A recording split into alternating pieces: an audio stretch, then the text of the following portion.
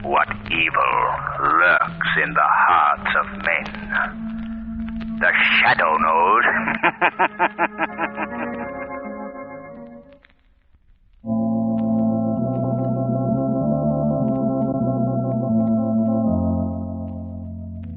The Shadow, mysterious character who furthers the forces of law and order, is in reality Lamont Cranston, wealthy young man about town. The Shadow uses his hypnotic power to cloud men's minds so that they cannot see him.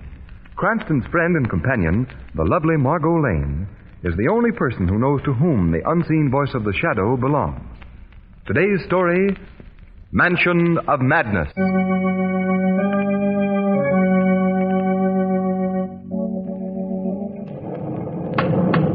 Hello in there. Hello? Is anybody home? Well, you didn't expect there would be, did you, Lamont? We didn't think we saw a light as we came up the road, Margot. Well, then try again. What in the world is a medieval castle doing in this country, Lamont? Oh, you know how castles get around. Well, I guess it's useless, Margot. No one seems to... Well, at last. Come on, Margot. Ooh. Well, how do you do? You will please come this way. Thank you. Come on, Margot. Lamont, do you see what I hope I don't see? Quiet, Margot. I hope you'll pardon our intruding on you here. We're stalled down the road. You will please be seated. Yes, thank you. As I started to say, we were stalled down the road. I will strike a light. Thank you. Our car was Now I will call the master. Thank you. Margot, would you be interested in hearing how we were stalled down You will please be seated. Nice, pleasant little man, wasn't he? Did you see his face? I saw half of it. It's all he has. One side is as flat as a coin. No eye, no ear. Yes, I saw it plainly enough, Lamont. Look at this room. Those old tallow flambeaux on the walls. Everything seems so musty and old. Oh, Lamont, let's get out of here, can we? I don't like this. Careful, Margot. Someone's coming. Look, Margot. Good evening. My man tells me you've had trouble with your car. Yes, we were stuck in the mud up the road a bit. I know this is an awfully late hour. Oh, no apologies, please. It isn't often that visitors come to Belhouden, even by accident. Permit me to introduce myself. I am Calvis Madisol, uncle of Millicent Chantleford, present mistress of Belhouden Castle. On her behalf and on my own, I welcome you. Thank you. Mr. Montesol, Miss Margot Lane. Charmed, Miss Lane. How do you do? Mr. Cranston, Mr. Montesol. How do you do, sir? Delighted, Mr. Cranston. May I ask in what way I can serve you? Well, I'd like very much to use your telephone. I want to call a garage. Telephone? We have no such thing here.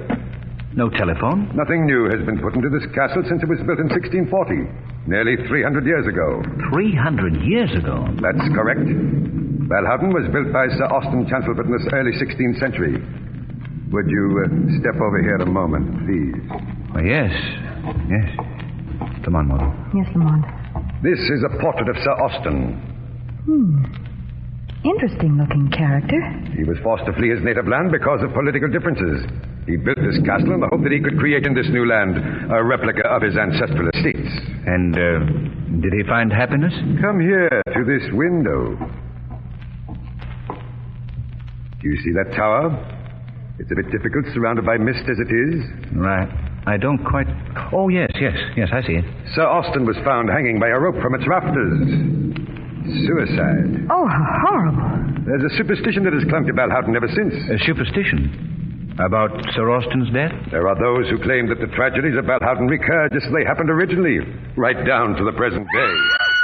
What was that? Oh, now pay no attention, Mr. Cranston. Don't be frightened, Miss Lane. It's a girl. What's wrong with her? Uncle! Millicent, go back to your apartment, child. Millicent. The mistress of Belhouden. Uncle. It's here, Uncle. It's not in my imagination this time. It started in her dressing room. It moved across the east balcony and down the service stairs. You know there's not been a cat in Balhoughton since your mother passed on. Only that one, Uncle. That one. Now, Millicent, have you ever seen a cat here? No, but I hear it, Uncle. Wailing just as it did when I found poor Mother. Come, my dear, you're frightening our guests. Miss Lane, Mr. Cranston, permit me to present Miss Millicent Chancelford. Miss Chancelford. My dear, we're intruding horribly. Welcome to you both. I hope you won't think me ill-bred. Oh, not at all, Miss Millicent. Miss Lane and Miss Cranston have had a bit of an accident. They came here for help. An accident? Oh, my dear, you're not hurt? Nothing serious, Miss Millicent. Our car stuck in the mud. We were unable to go any further. Then by all means, you must stay here tonight. Well, that's very kind of you, Miss Millicent, but I think we'll push on to the nearest village. I'm afraid that's not feasible. The nearest house is 10 miles away, well beyond the moor. 10 miles? You couldn't attempt it in this storm. I see only one way out. You must permit us to offer the hospitality of Balhoughton. Why, that's very kind of you, but I think... You're most welcome. I'll have my man prepare rooms for you. And it's very late, Millicent. You must be off to bed. Yes, Uncle Caldus. I'm not afraid now that I know there are others in the castle. Good night, Miss Lane. Good night, Mr. Cranston. Good night, Miss Millicent. Good night. I believe I owe you both an explanation. You see, the child had a frightful shock several years ago. A shock? Yes. Her mother was paralyzed during the latter years of her life. Being quite eccentric, she lived here alone, unattended. Millicent was at school in Europe. For many months, Millicent received no answer to her letters. So she came back to Balhoughton and found her mother's skeleton in this room. Seated in a wheelchair, her only companion beside her, a cat. Well, that explains this, the cat thing. Oh, it explains many things, Mr. Cranston. The voices she hears, the departed Chancelford who, in her distorted imagination, returned to Balhoughton. Oh, the poor girl. Oh, I'm sure this all must be very trying to you both. I'll hurry Cebu along with your rooms. Make yourselves comfortable. I'll be back directly. Yes, thank you.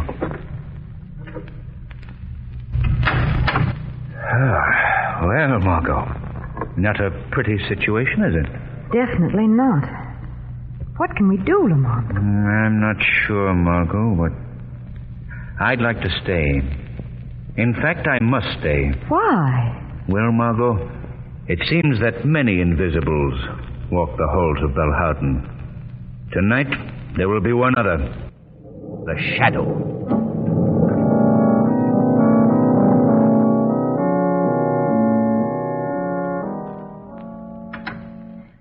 Who's there?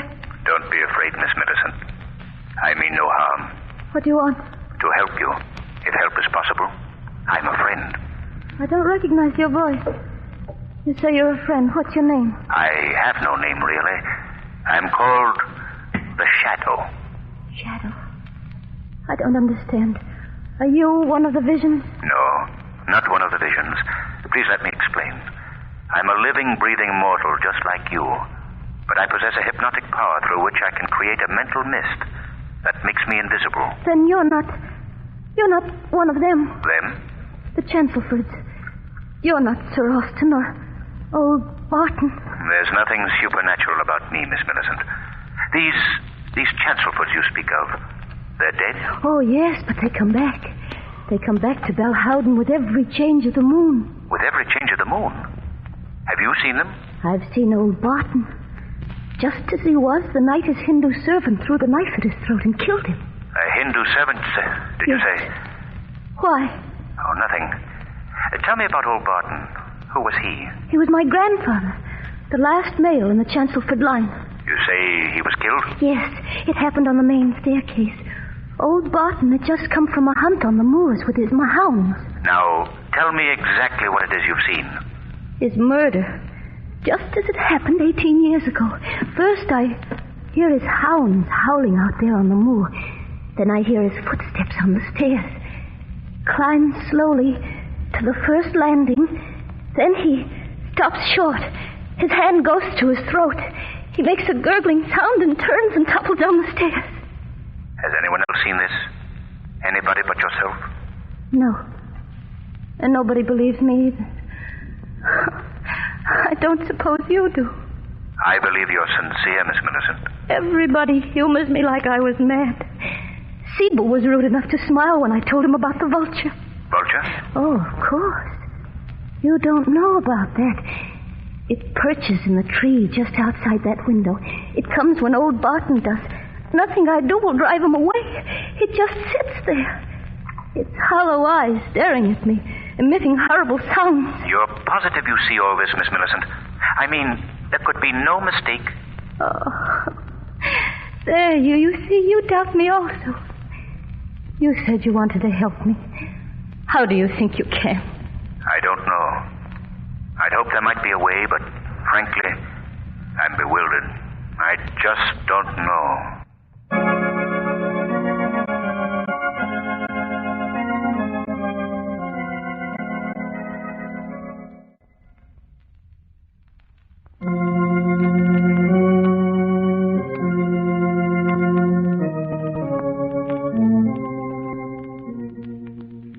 Lamont, will you please explain to me why we've been called to court? I've told you, Margot.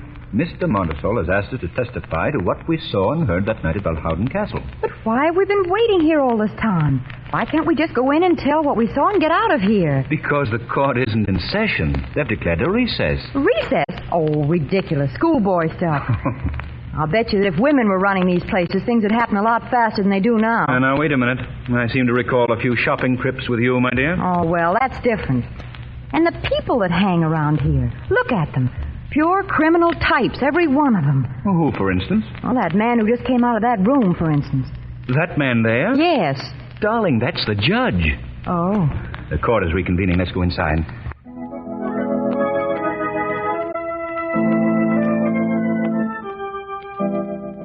You have heard the testimony of Margot Lane and Lamont Cranston, two unimpeachable Oh, witnesses. Lamont, this is horrible. We've been summoned to this courtroom to help send that poor girl to an institution. We couldn't help ourselves, Margot. We had to tell what we saw and heard at Balhowden that night. Oh, poor Millicent. She looks so alone Your Honor, and deserted. it is quite obvious that the defendant, Millicent Chancelford, is of unsound mind. The evidence proves that beyond a question of doubt. My client, Caldus Montesol, has exercised extreme patience in caring for this unfortunate girl. Now he feels that for her own good, she should be placed in an institution where she can receive proper professional attention. That's not so. That's an infernal lie. Millicent's as sensible as anyone in this courtroom. Quiet in the car. Oh, Robert, my darling. Silence. Young man, what is the meaning of this outburst? I'm sorry, Your Honor, but I just couldn't sit here and listen to all these lies any longer. If the court please... just a moment, Counselor. Young man, come up here. Yes, sir. Now, what is your connection with the defendant, Millicent Chancelford? What? She's the girl I love. The girl I hope to marry. Until her uncle, Mr. Montesol, shut her away from me. Your Honor, this boy is simply a disgruntled, rejected suitor. I demand... Rejected by whom? By Millicent? All right, I'll show you how much of a rejected suitor I am. Millicent, tell him you love me. I do, Robert. I love you with all my heart. There, you see, Judge? Your Honor, I object to this display. Judge, let me take Millicent away. Let me marry her and give her the protection and affection she deserves. Young man, I wish the problem before the court could be settled that easily. If it pleases the court, I would like to proceed with argument on the motion to put this girl in an institution. It pleases the court to recess for 10 minutes. Perhaps we can resume in a more sedate atmosphere. Everyone will stand up as the judge leaves the courtroom. Margot, I have an idea, and I think it can be executed by the shadow.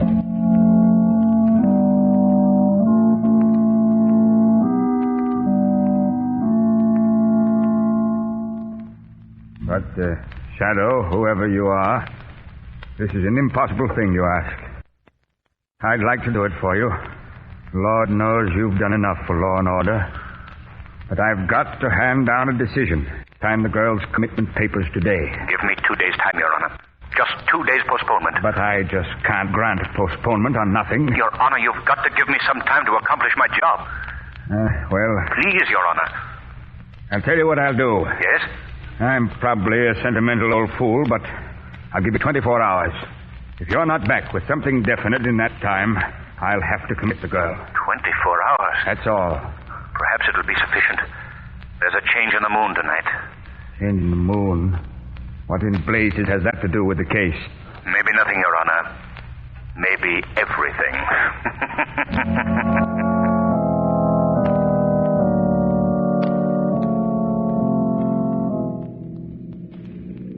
It's funny, Miss Lane, the way things change in just a few hours.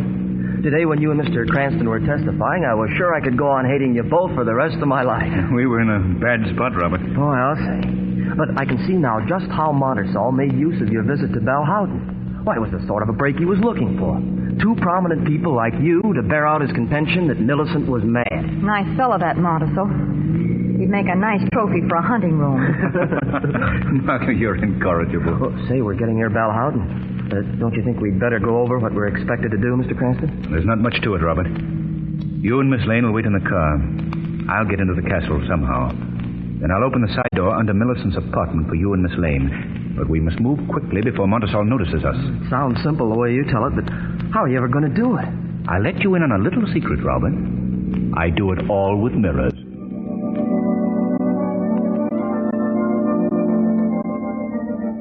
Hardly believe it, Robert. However did you manage to get in here without Uncle Caldas catching you? Now, don't give me the credit, Millicent. Mr. Cranston did it. I don't know how, but he turned the trick. Well, Mr. Cranston, the important thing is you and Miss Lane are here. And you brought my darling. That's all that counts. Oh, Robert. Darling, I don't know what we're going to do, but... What was that? Listen. The cat. It's here. It's starting again. Now, don't be frightened, darling. You won't face it alone tonight. There's a change in the moon. They'll all be here. Soon old Barton will be coming across the moors with his hounds. The cat is right here in the castle. Oh, yes. It's in Mother's apartment off the east balcony. Mr. Cranston, look. Look. What is it, Robert? There in the tree outside the window. It's a vulture. Vulture? Yes, he's right close to the window. He's almost within reaching distance. Robert, let me have that letter opener. There on the desk. All right, I'll get it for you. What are you going to do, Lamont? I'm going to try my hand at the gentle art of knife throwing. Here you are, Mr. Cranston. This ought to do it. It's sharp and heavy. Yes, fine, Robert. All right.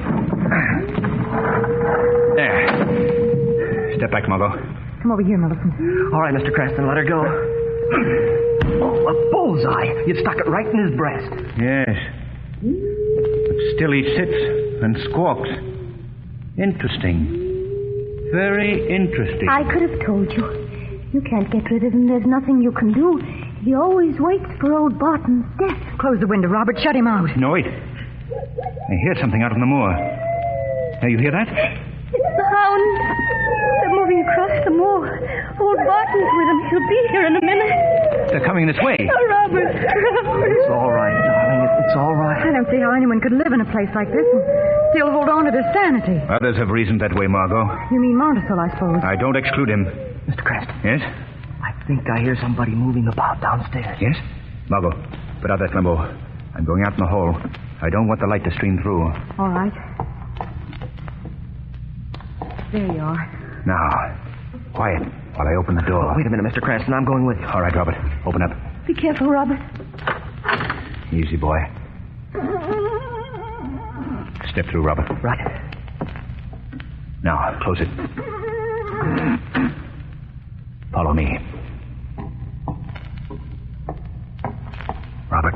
Yes? Drop down behind this balustrade. We can see the stairs from here. Mr. Cranston. Yes? Look, coming around that car. Ah, that's our man. Now watch it. Old Barton? Maybe. Can you see his face? No. Cape hides it. He's near the landing. Be ready to run, Robert. But what are we going to do? Head him off before he can get to that big flagstone at the bottom of the stairs. Look, he stopped on the landing. Ready now? That's exactly as Millicent described it. Old Barton chokes and then he falls down the stairs. Come on, Robert. Stop! Stay where you are! Stop, I say! Look out, Mr. Cranston. Grab him. I got him! No use, mister. We're on your hook. Out of the way, Robert. No, you don't. There. You've got enough, Mr. Gosher. Oh, no, eh? You got him, Mr. Cranston. You nailed him right in the butt. Robert. Millicent, it's all right. Now, don't worry. That was quick work. Who is he, Lamont? I don't know, Margot. We'll see. Strike a match, Robert. I'll turn him over. Sure. Boy, you should have seen that sock Mr. Cranston gave him. All right, now, we'll see who the... The half-faced man. Cebu. Robert, Yes, Mr. Cranston? take Millicent to her apartment. Margot, you come with me. All right, Millicent, let's go. Come on, Margot. All right. Oh, what's next? I want to look at that vulture. Tree's right outside this door. All right, Margot. After you. Thank you. There. There's our charming feathered friend. Still perched and still imperturbable. And still possessed of that confounded voice. Margot, take a look at this. What is it? A wire? Yes. And if I'm not mistaken, well, let's give it a yank and see what... My, what a long tail he has. Long copper and properly insulated. Oh, just a minute now. There we are, Margot. Mr. Vulture's innards. His heart, soul, and mind are all encased in this little device. Looks like a radio loudspeaker. That's exactly what it is. I had no idea vultures were such deceitful creatures. Margot, you take the car, drive to the village, and phone the police. Don't let them know who you are, but tell them to get out here right away. What are you going to do? I'm going to follow this wire. It'll probably lead to one of those abandoned guardhouses at the edge of the moor. Tell the police to watch for a flashlight signal. Then rush to the location and hold anybody they may find there. The Shadow is going to find the human vulture at the other end of this line.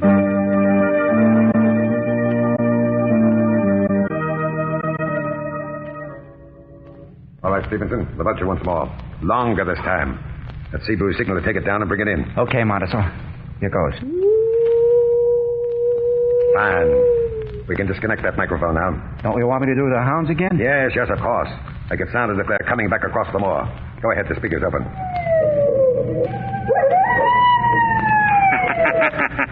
What was that? Did you do that, Stevenson? No. Came from over there by the door of the hut. That laugh is not in Stevenson's repertoire of impersonations, Montesol. Stevenson, what in thunder is this? You see anybody? I'll answer for him, Montesol. He can't see me any more than you can. Well, who are you? I am the Shadow. Shadow? Oh, yes, I've heard of you. Quite an elaborate array of insanity-producing machinery you have here. What do you mean? This is a simple portable broadcasting outfit. We're radio amateurs, that's all. Hey, yeah, sure, that's all. Amateurs at radio, but professionals at crime. I'm afraid you're making a mistake. You're the one who's made the mistake, Montesol. You made the mistake of thinking you could drive Millicent Chancelfoot mad. Or at least make her believe herself mad. This is ridiculous. I don't know what you're talking about. Your denials don't interest me, Montesol. I'm only concerned with destroying your plans. Your control over Milton, Mount Chancelford, and her fortune is at an end. What's that? A couple of automobiles coming along the East Drive. The police, Montesol, coming for you and your impersonating Confederate. The police? Come on, Stevenson, run for it. Come on, let's go. Run, Montesol, run to your doom. Oh, stop or we'll shoot.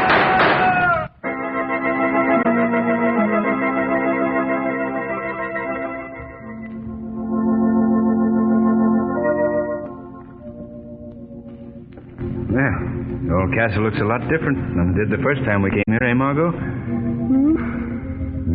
So glad those kids are getting married. She looks very lovely in that wedding gown, doesn't she?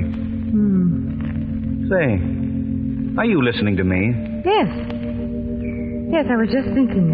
What about? What would happen if you were ever married? Now, Margot. Oh, don't be alarmed, Lamont. This is pure supposition. I was just thinking of you walking up the aisle just as Robert is now. Yes? Ready to take the sacred vows that would endure for the rest of your life. Yes, Margot. And then all of a sudden, somebody would shoot the best man, the minister would fall down poisoned, and the bridesmaid would be stabbed, and you'd be off again on another case that would bust up the whole darn thing.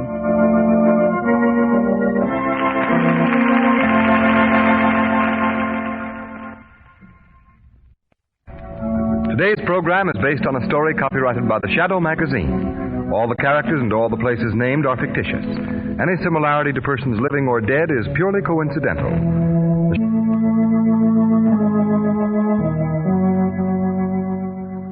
The weed of crime bears bitter fruit. Crime does not pay. The Shadow knows.